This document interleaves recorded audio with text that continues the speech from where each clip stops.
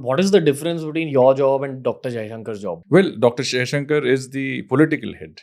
Okay. So the larger, broader policy decisions, the vision of the Prime Minister and the External Affairs Minister is implemented by the civil service. And you head the civil service. So you're the head implementer of the policies that are decided by the Prime Minister, the External Affairs Minister, or the Cabinet, and you implement. A close call was also when I was actually booked on a flight. This was in Vietnam and Hanoi. And that flight was on a particular day. And just before that flight, my ambassador got a message saying that its son had got admission in university. So they decided to take their son and see him off in Bangkok, which is next door. So they said, look, I mean, there are few people in the embassy. So why don't you stay for one more day? By the time we will come back. So the last moment, I postponed my ticket. And that flight crashed and everybody on that flight died. So some of these are also fate. Today's guest has previously served as the Foreign Secretary. He's currently the Chief Coordinator for India's presidency for the G20. If you don't know what these terms mean, don't worry. Every single conversation of TRS is created for school-going listeners as well. So we're going to cover the basics and we're going to go to the advanced level of geopolitics with this man. It's people like him whose geopolitical opinion should be heard more by the Indian youth. Everyone's into geopolitics today, but please listen to the experts, listen to their opinion, and ideally do it on podcasts just like this. This is Vardhan Shringla sir on TRS.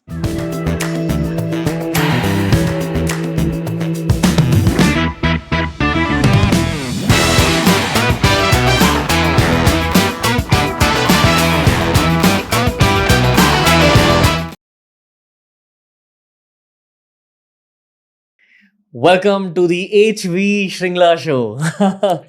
I thought it was the Ranveer Show, but I'm delighted if you start calling it the HV Shringla Show. I'd be delighted. Yeah.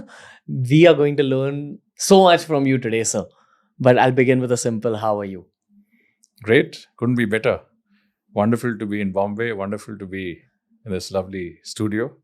So I have to begin by asking you a simple question when I'm talking to people like yourself who are working in the kind of positions that you're working in, which is that if you were in America or Europe and a 6-year-old came up to you and said, "Sir, what do you do for a living?" How would you explain it? Good question. Well, what I do for a living is talk on behalf of the government to other governments. Okay. The world is divided between different countries. Countries need to speak to each other. The way they speak to each other is that they appoint representatives who talk to each other. And I'm a representative, or at least I was a representative. And so it's a matter of communicating between governments and between government entities. Okay. So that's how I'd put it in very simple terms. And I think a lot of what we do is really communicating. You need to communicate so there are no misunderstandings. It doesn't lead to conflict. It doesn't lead to wars. I'm looking at the real extreme side of things. But you also need to communicate to cooperate. You need to communicate to make sure that your exchanges, which is normal, which is in trade and people-to-people contacts, all that goes smoothly. So communication between governments is an important part of interstate relations. And that's been there from historic times. You've always had, Chanakya who wrote, Kautilya who wrote the Arthashastra. It is a treatise written, before the advent of the Christian era. So in a certain sense, diplomacy and the art of communicating between states, man has always found the need to do it once he formed entities, like a state or a geographical entity, and you need to speak to the next entity. So that communication has always existed, and today it's become a little more sophisticated because states have, in many senses, mastered that profession over a period of time, and that's what diplomacy is all about. Okay, that's what a foreign secretary does, pretty much. You really are the head of the pack that engages in this communication with different countries. Okay. So it is the articulation of your country's, views, policies, expression that you actually orchestrate as the head of that team. So that team might be the part of government that communicates with other governments. That's what you head.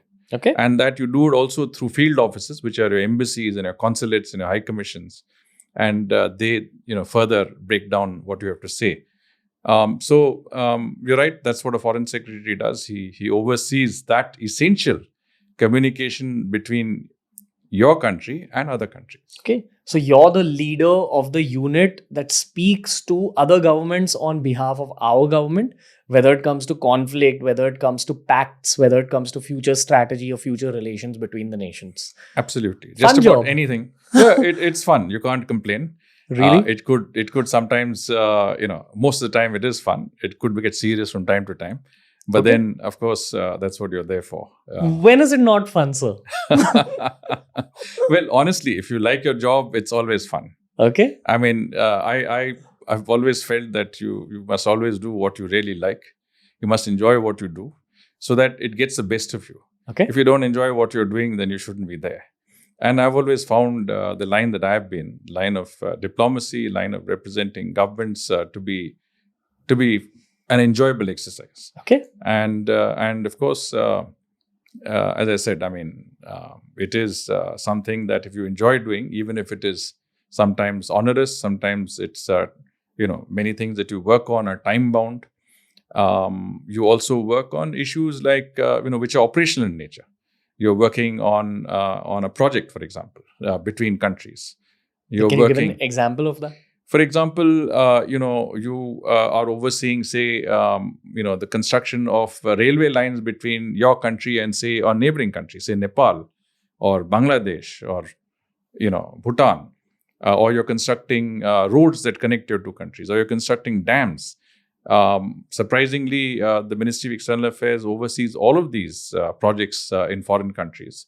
And you're not directly, there are technical and there are experts who do it, but the oversight is yours. I mean, not always, but if you are in that position, you do it. What is the difference between your job and Dr. Jaishankar's job? Well, Dr. Jaishankar is the political head. Okay. So policy decisions, the larger, broader policy decisions, the vision of the Prime Minister and the External Affairs Minister is implemented by the civil service. And you head the civil service. So you're the head implementer of the policies that are decided by the Prime Minister, the External Affairs Minister, or the Cabinet, and you implement it. So, elected representatives that form the political leadership are the ones who provide the broader vision, the guidance, and the policy guidance. Implementation of that guidance is done by the civil service. Of course, as the Foreign Secretary, you are also an advisor to the Prime Minister and the External Affairs Minister. Not that the External Affairs Minister needs much guidance. He was my predecessor. Twice removed, and you don't have a more experienced person. And of course, the Prime Minister himself is so exposed to international relations that he, in many senses, is a master of what he surveys. And of course, I'm currently handling the G20 coordination, which I enjoy doing because it gives me a different facet of work, somewhat different from what you normally do. Okay. And a lot of my work involves interacting with the states, with stakeholders, partners, organizing, something which is as extensive as the G20 on the ground. What is the G20 Summit? So, what is the G20 or what is the summit? Both. Okay. Well, the G20 is a group of 20 nations, actually 19 nations and one organization, that's the European Union. And the genesis or the origin of the G20 is in what was earlier the G7 and the G8. You had the G7, which exists today, the developed countries, and they took a number of decisions that were financial and economic in nature. And a lot of the global decision-making also was at one stage carried out by the G7. But when you had the financial crisis of 2008, they understood that you really need the emerging economies. You need Russia, you need China, you need India, you need Saudi Arabia, Indonesia, Brazil. So these countries are critical to global decision-making when it comes to dealing with financial and socio-economic matters. And so you had the G20, which was formed. And the G20 is largely dealt with issues that, as I said, financial and economic in nature. over a period of time because leaders meet. And I suspect because the normal agencies, intergovernmental agencies that should be doing this today lacks the representation, lacks the democratic mandate to be able to fulfill their obligations. The United Nations, for example, is today largely deadlocked on geopolitical issues. The institutions like the IMF and the World Bank today may not have the capacity or the mandate to live up to the expectations of the developing world. Countries that are indebted, countries that need greater financing, need greater support, they're not up to the task. So you perforce go to groupings, smaller groupings, not like the UN, but smaller groupings like the G20, to provide a level of global governance, which is not just financial and economic in nature, but also, in some senses, even humanitarian or anything that meets the requirements of the job. That means the G20's approach should be based on helping other countries. And our foreign policy, if you look at our foreign policy based on the spirit of Vasudhaiva Kutumbakam, is really working for the larger common good, the global common good. Vasudev Kutumbakam is altruistic thought, like in terms of every being should benefit, every person should benefit, right? So, yes. G20 under our presidency has, Vasudhaiva Kutumbakam is, the English version is looked at as one earth, one family, one future. Right. So it is, in a certain sense, an interpretation of Vasudhaiva Kutumbakam, which really means working for the global, larger common good. The world is one family. And if you have to progress and you have to, humanity has to move forward, you have to move forward together. So you look at the future in a positive, cooperative way. We're going to be talking about our neighbors because there's actually a lot of Pakistani viewers of the show as well. I don't know why they watch an Indian geopolitics podcast, but from your eyes, because you're technically not just a geopolitical observer, but it's your profession. Like, you know aspects of geopolitics that the common man cannot possibly know. Well, we think so, but I don't know. I think there's access to some heavy levels of big data.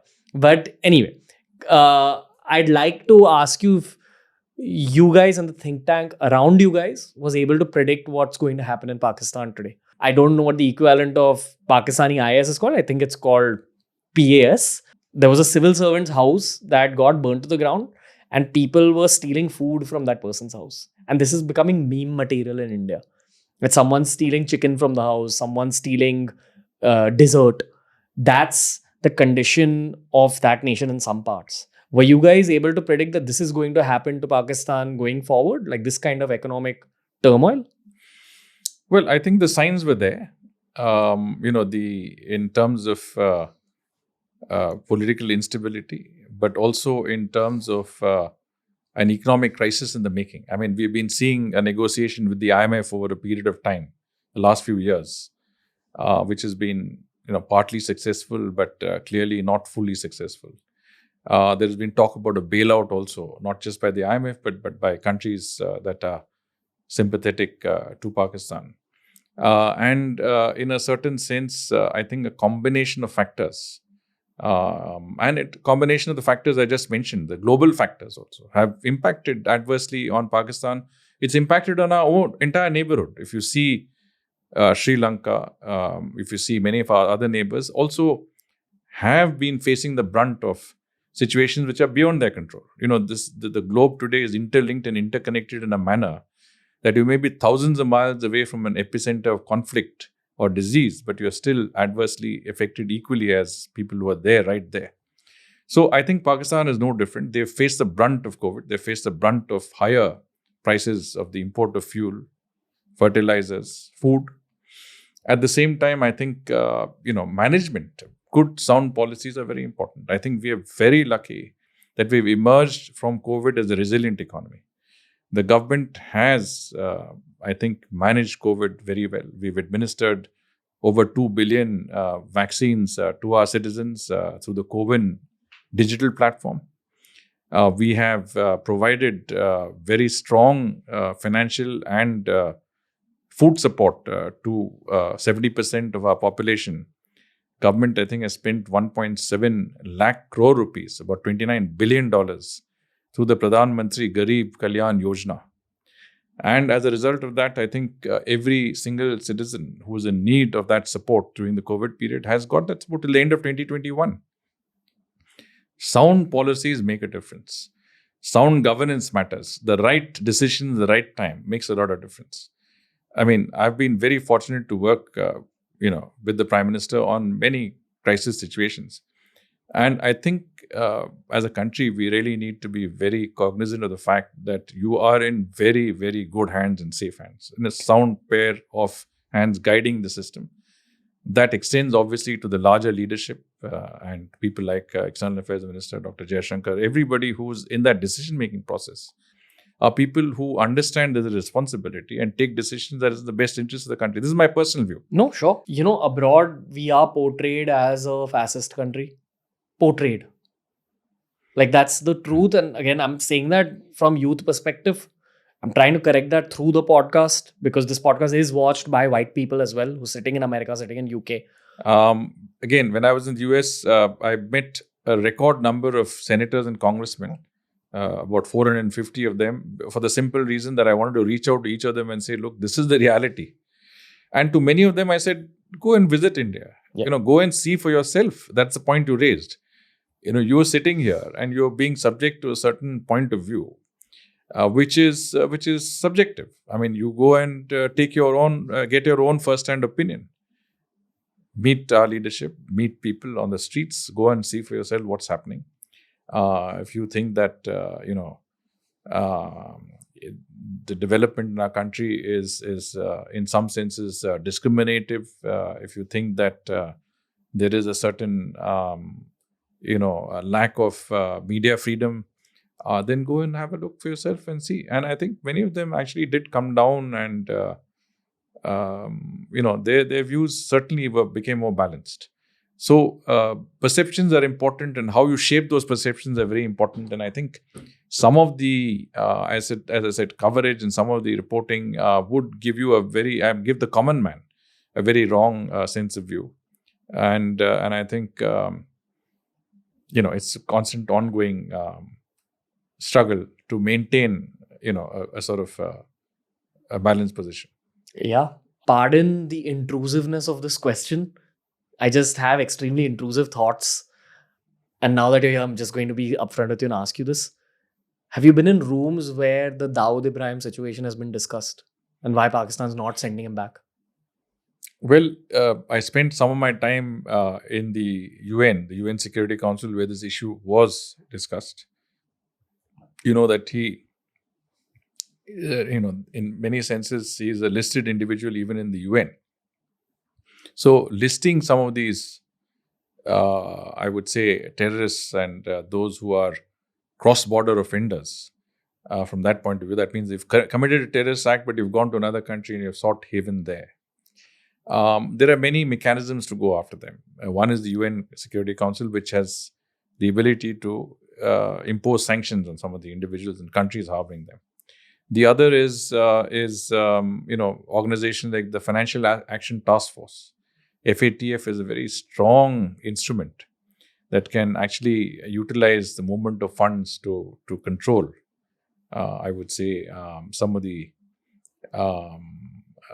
control those who try to shelter and harbor terrorists. You mean terrorists also have to earn money? So all the businesses that they're engaging in, somehow the money is flowing in and out? That's one aspect of it. But states also come under enormous pressure.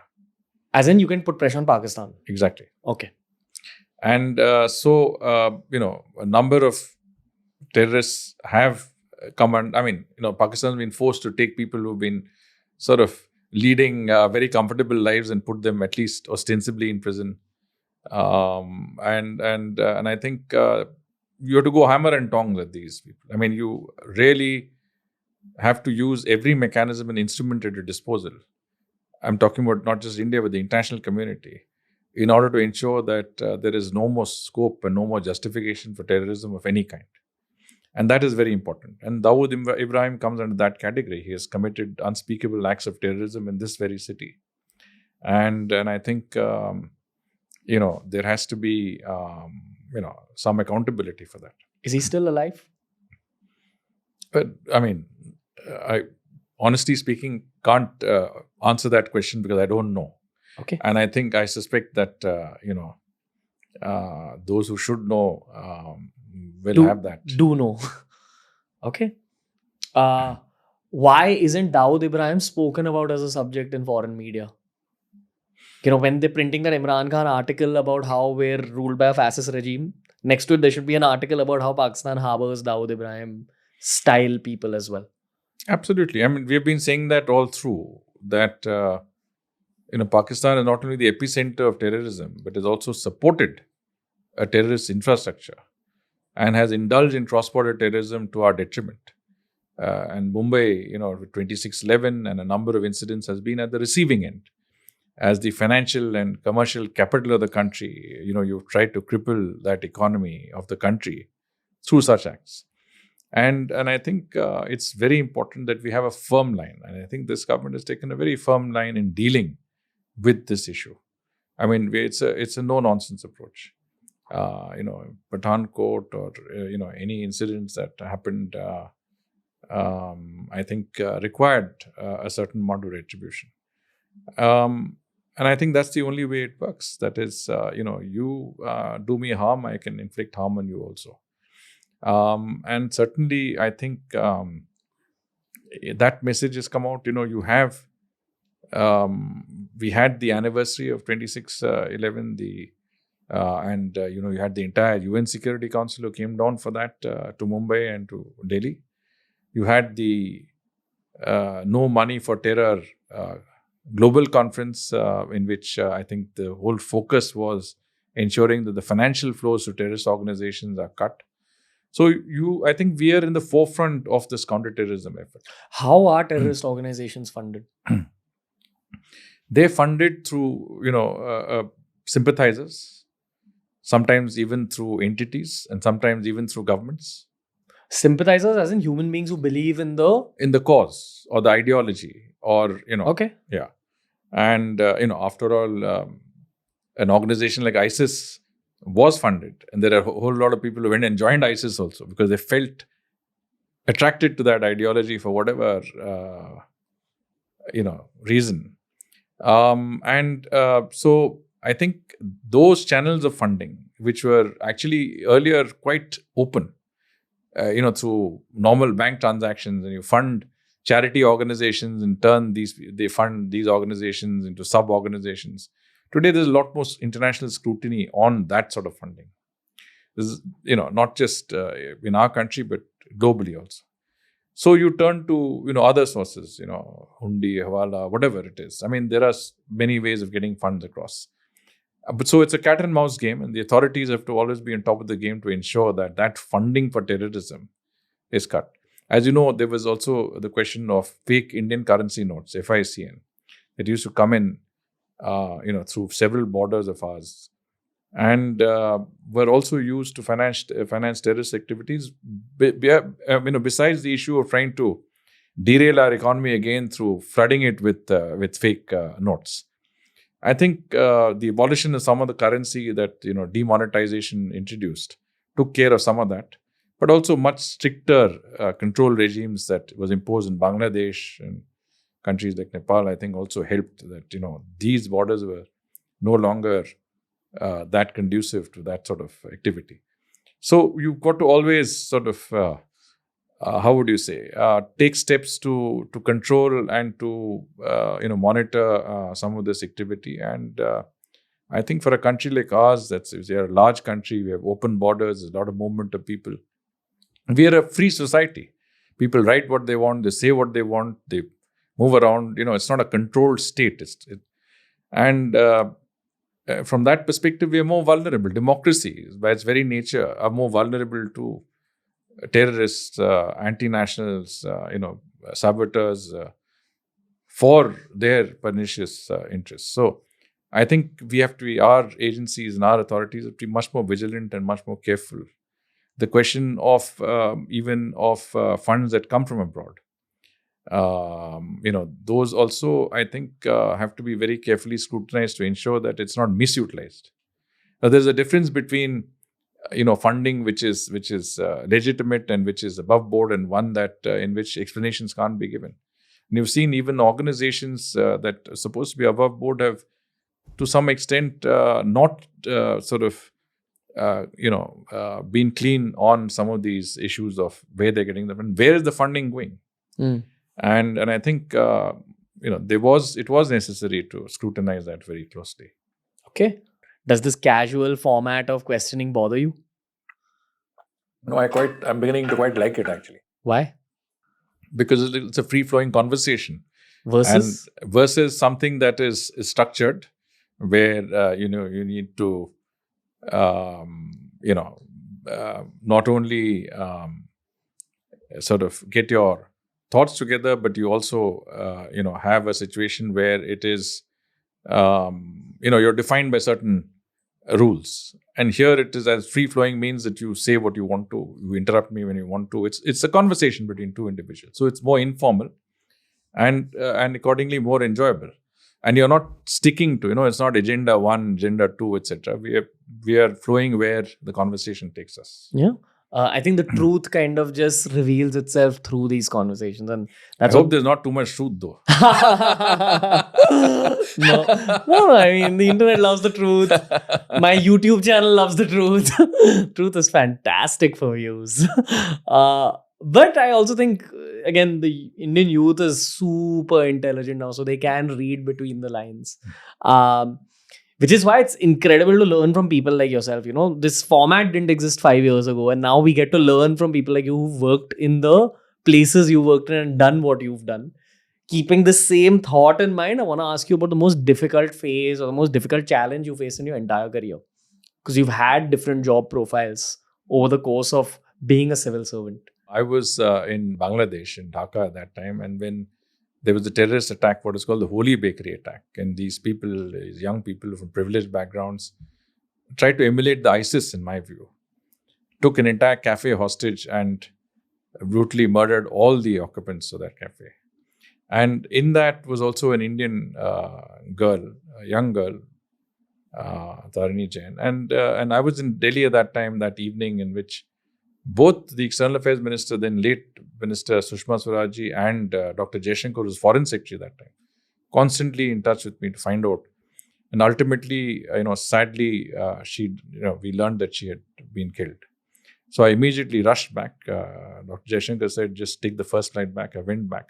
The first thing I went from the airport to the hospital, where I went and met the parents of this girl. Tarini was her name. And I met the parents who, very lovely couple, very, very good friends. But meeting them, along with all the other, parents and relatives of all the others who had died, were all there in our hospital. And it was a very sad moment. And we were taken together to the morgue to identify the bodies. And that was one of the saddest moments, to see parents look at their loved ones who'd been killed in that way. I mean, I think that was the most difficult phase of my career. And I can never forget that experience. I mean, this sympathy that I had for the parents and the sense of injustice, life taken away just for no reason, a young life, and many young lives. I mean, she was not the only one. There were some 20, 30 people who were killed that day.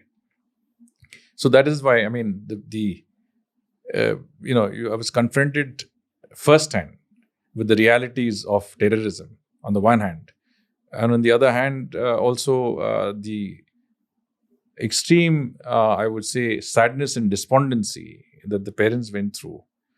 At that moment, that they had to really contend with the fact that their daughter was no more. I mean, it was really very, very difficult, and I think that phase was difficult in that country, because we had to really, when the country itself sort of geared up to fight terrorism at a different level. And I think, to their credit, succeeded. But we had to also ramp up our security and take steps that would,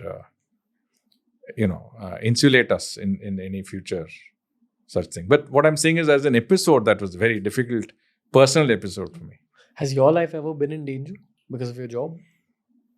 Well, I think there were times in which we've had some close situations. It could be in conflict zones. For example, in Cambodia, when the civil war was raging, we had our archaeological survey of India people who were working on the Angkor Wat. But just on the outskirts of the city, the Khmer Rouge were operating, and it was like a war zone. In the evening at nightfall, these people would be there, and I had to go and inspect the place. And we actually were close to some of the firefights that took place. On another occasion, criminal activity in South Africa was quite serious, and there could have been some incidents that were involved. We could be lucky, the wrong person, the wrong place. But, a close call was also when I was actually booked on a flight. This was in Vietnam and Hanoi. And that flight was on a particular day. And just before that flight, my ambassador got a message saying that its son had got admission in university. So they decided to take their son and see him off in Bangkok, which is next door. So they said, look, there are few people in the embassy, so why don't you stay for one more day? By the time we will come back. So the last moment, I postponed my ticket, and that flight crashed, and everybody on that flight died. So some of these are also fate. Some of these are also product of situations that you are taken in. Look, diplomacy is not entirely safe. We've lost our colleagues. A very close friend of mine, V. Venkat Rao, was killed in the bomb blast in Afghanistan, along with other people. A number of our colleagues died, during the COVID period. You are also confronted with the realities of the place that you're in. But that's part of your occupation, and sometimes that brings you in close proximity with risks. But so be it. You never let it get to you. You just move on. That's it. Okay. While we've almost reached the end of the episode, sir, there's one last question I have for you, which is a fan's question almost. This has become a very hot topic on the show, and I don't think that there's a better person than you to answer this question. The question is, what is the legend Dr. Jaishankar like to work with? Because I feel that when you work with someone, that's the truest form of character reveal that possibly happens. Probably deeper forms of character reveal happen when you work with someone as compared to even being in a relationship with someone. Like, you really get to see the person's character. So, what is Dr. Jaishankar like? I think you use the right word. He's a legend. Okay. I think he's the sharpest mind in diplomacy. And I've had the good fortune and privilege to work with him, since I was in Bangladesh as High Commissioner. He was Foreign Secretary. In fact, he cut my tenure short in Thailand and said, go to Bangladesh. And he gave me that opportunity. Because for every Foreign Service officer, it's a dream to work in the neighborhood. When you come to foreign policy, you're the, I would say, the most challenging assignments and the most important assignments are your neighborhood, contrary to opinion. And so to have an opportunity to work in a neighbor like Bangladesh was a great one. And he pulled me out for that. And he gave me the opportunity. And, every time I went back, on something, I think his decision-making was instant and absolutely clear. So his clarity, I'm talking about the Bangladesh experience, but I think as the minister, and I was the foreign secretary, you have a direct line and you work very closely with the minister. I was struck by his clarity of thought. His thinking is absolutely clear.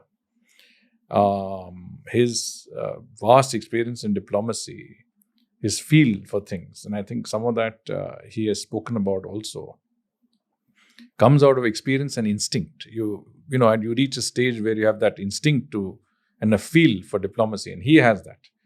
As I said, you can't have, watching him converse, watching him deal with difficult and complicated and sensitive situations, watching him negotiate, watching him in a more, meeting larger groups of people, interacting. He's, in many senses, an amazing phenomenon. His wit, his ability, his diction, his erudition, his grasp of foreign policy issues, and at the end of the day, the application. You may be all-knowing, maybe a pundit, you may have the most amount of knowledge in that field that you could offer. but in many cases, the actual application and implementation could be faulty. He has the ability to both think, visualize, and act in a level that surpasses everything. So it's rare to see that in an individual, where you can both have a vision of a certain concept, but at the same time be able to implement it on the ground in an effective manner is, I think, rare. The one thing I've understood about diplomacy is that the skill sets involved are communication skills, policy, which I count as a skill set. Just the ability to come up with better foreign policies that would benefit your nation in the long term. I would also say just a balanced amount of aggression. I think that is needed. Am I wrong in saying that? In today's world, in today's context, I think you need to have a certain calibrated aggression. Someone like Dr. Jaishankar is very calm, very, you can never provoke him into any situation. So perhaps aggression is not the right word, but he has the ability to, sharply take up an issue where it is necessary. I think that's absolutely critical, that you are able to convey a point of view more forcefully, convey a point of view in a more persuasive manner. There are different nuances in the way you handle it. He has the ability to, the entire repertoire is there with him. That's what I'm saying, that, that sort of consummate professionalism is nothing short of brilliance. Okay. When he was the foreign secretary, did he ever tell you about his political ambitions? Not at all. Could you have guessed that he'll be the foreign minister in a few years? Well, I mean, look, he was always someone who had abilities that were beyond the normal. So you didn't think that that was the last that you, and that was the last, let's say, responsible position that he would hold. He went into the private sector where he did equally well. When I was in the US, he used to visit the US from time to time because he represented, the international arm of the Tatars, and you dealt with him on a different level because he was not in government; he was representing industry. But even then, I mean, his grasp of industry and the concepts that were there that came with it was impeccable. So it's just not just as a diplomat. I think if you are a person with experience, you have the ability to apply the experience in a positive manner, you can contribute in any field. Okay. I feel that, we are in the area of diplomacy, but you can apply that experience, you can apply those skill sets in any situation. Including management. Including the position of PM? No, I mean, what I'm saying is that you can apply it across the board I was talking with the private sector and industry. Okay. That, you are not only, I mean, as a diplomat, you're dealing with issues which is basically requires a certain level of balanced, rational thinking, a certain level of coherence, as you said, articulation, and management of issues on the ground. That's what you do in the private sector at senior positions also. So his success as a diplomat translated to success as a corporate leader, and then is translated into greater success as a political leader, as a minister, one who leads our foreign policy. I think he has been an unqualified success, and those of us who worked with him are privileged to have that opportunity. And I've seen him engaging audiences on serious issues, but you also bring in the wit and the humor in these situations that works very well. Yeah, all round. Speaking of works very well, I want to ask you if you have gone and seen the comment section in the podcast that you did with Smita Prakash. There's a lot of love for you. Okay. Have you? So honestly speaking, I have not. Okay. I got feedback saying that it seemed to have been reasonably well received. But now that you mention it, I should go back and look at that. There's a lot of love for you. As in, before every podcast, I have to do my research. And usually, if it's a guest that Smita ma'am has had on the show, I watch that entire episode. So let me tell you that even you have that kind of respect, love, and that kind of a cult following that's beginning to grow on the internet. So I thank you from the bottom of my heart, sir, for being on the show and speaking so openly. I know I was a little too direct with you at some moments in this chat. Look, in our game, we faced all sorts of situations. And directness, being direct is the best you can do because, it comes to you frontally. Yeah. We are used to all sorts of subtle ways of saying things, which sometimes is more challenging than having this wonderful, informal, and fun conversation. Yeah, I'm just repping the youth mindset at this point. It's a very Virat Kohli mindset, which is just let's talk straight to the point. One last sawal for you, sir. What's your book about? So, honestly, it's not my book, Okay. but it's a book written on me by a professor in Sikkim University. She has interviewed me, but I think I couldn't spend enough time on this, on providing inputs to her as what I wanted to, because it's very difficult. I mean, very, I would say, intense phase, as foreign secretary, and much of the book was I think prepared at that time. But she's done a good job of interviewing number of friends, colleagues, associates, also taken a lot of material from published sources.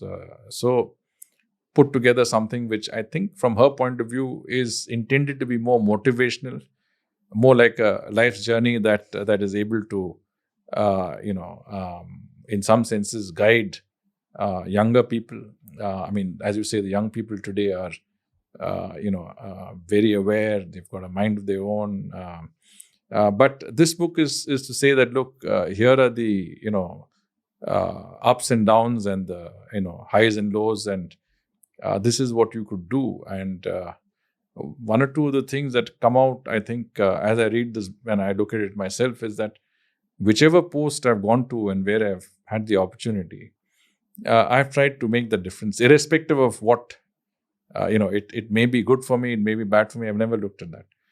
Every place I've gone to, I've tried to make the difference that place is not, our relationship or our interests are one step higher. And that's been my endeavor in every place I go to. I apply myself in a manner that makes a difference. I believe that each individual makes a difference. Each officer and someone in public service should actually make more difference, because you are there to make a difference in the lives of people. Otherwise, you should be in the private sector. You should be making money for yourself. But if you join public service, you should be working for the larger interests. Yeah. How can you make the difference? I mean, the Prime Minister says you take a document and you see whether you need all these rules and regulations. If anything you don't need should be taken out. Make it as simple as possible. So, you have 100 people who come to you every morning for passport renewal, something else. The community comes to you. Make it as simple as possible for them. Cut out all the red tape. In Thailand, I had one officer there from 9 to 11 every day. His job was only to talk to people and say, what's your problem? Let me try and resolve it. It's not popular, I must say, because, civil service and bureaucracy, by its very nature, is status quo. You don't want change. And when you introduce change, then there's resistance in the system. In Bangladesh, before I went, Dr. Jaishankar was the foreign secretary at that time. He said, we have a severe problem in the perception that our visa system is not working well. You do whatever it takes to resolve it. And he gave me the fullest support of the ministry. And what we found was that we were issuing 5 lakh visas. Nobody knew what the demand was, because there was a internet system. And within the first 2 or 3 minutes, like a railway ticket in those old days, it was oversubscribed. So it was finished. And you'd have these queues of people, about a kilometer long from our High Commission. As you went by them, clearly they resented you because they felt that you were humiliating them, stand for hours on end. That issue we tried to resolve. And I brought in changes and I insisted on those changes, despite, as I said, again, resistance from below. And one of the things I did was that I had a special visa camp. I said, let's see how many people come. Let's have the entire embassy work on the visas. Shut the embassy, work on the visas. For 3 days, I had a camp. Anybody who wanted a visa came. 12,000 people turned up.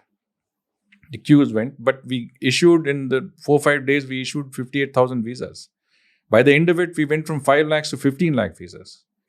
And that thing was completely resolved. But I did find that among the rank and file, it was not an easy exercise to push it through, because, people don't want necessarily to change. Honestly, there are there are always also interests that mitigate against change. And the system backed me completely. So you have a government that wants a clean setup, a setup that works well. And we are fortunate again to work. You do your job well, you're given full support. Gotcha. I mean, you don't do your job well, that's your lookout. But I mean, one thing, as I said, coming back to the book, is that every place I've been, I've tried to make it an endeavor to make the change that is for the better. Whether I've succeeded or not is a different issue. That verdict is a different thing. But from my side, I've tried my best. Shringla sir, thank you. Great learning from you today. Again, sometimes I have to pinch myself to really believe that I get to talk to someone who served as the Foreign Secretary of India. This is my job. So it's crazy to be able to learn from you and to be able to share all these learnings with the audience. I know that the audience is grateful to you as well. Once again, I point you towards the comment sections. And all I'll say to you at the end of this episode is just look out for the love. No, thanks a lot. And I must point out one thing which probably didn't come out earlier, is that I belong to a small place in a remote part of the country. I'm from the hills of Darjeeling. And in many senses, even though I've traveled throughout the country and throughout the world, I'm at the end of the day a Darjeeling boy, and I go back to that small place in that part of the country. And it all comes from there. At the end of the day, again, if I am anything, it is because of the support that I've received from my parents, my community, and my larger neighborhood. And then, of course, later the rest of the country, whatever it is. The fact is, you have an obligation to perform by those who've gotten you till there. Yeah, and who are, with you. As you say, you talk about the love and affection. I think that is where that motivation is for people to do 100%. Their best. What I will definitely say is that you're inspiring many more HV Shringlas to kind of go on similar journeys in the future. So thank you, Ranveer. Appreciate you. Appreciate everything you've done for the country. And I hope to speak to you again. Thank you, sir. Thank you. That was the episode for today. Absolutely love doing geopolitics specials on the show. Please send in your guest recommendations. Tell me what you thought of this episode. And do share this particular episode on all your WhatsApp groups. Share it with your friends. I feel there's a lot of people with a lot of opinions on the internet, but there's very few people whose opinions are worthy of being spread this wide. I'm hoping that this episode with Vardhan Shringla sir finds itself on most Indian WhatsApp groups. I know it's a very ambitious wish, but that's what I'm hoping to do through this show. I'm trying to put out the opinions of subject experts, of industry leaders, and of people who've held positions of power. It's their opinions that we should be listening to. So whether you're a listener who's under the age of 25 or over the age of 40, I hope you enjoyed this particular episode of TRS.